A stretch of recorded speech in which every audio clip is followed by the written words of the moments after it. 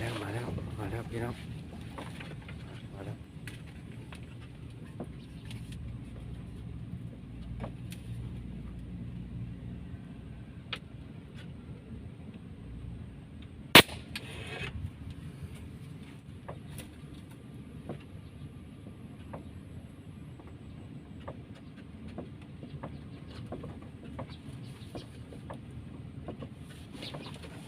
มาแล้วม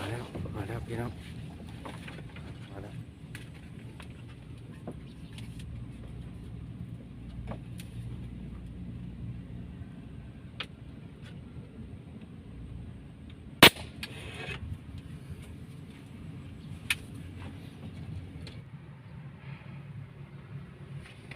นี่คือผลงานมื้อนี้เนาะพี่น้องเนาะพอได้กินนะพอได้ลาบพี่น้อง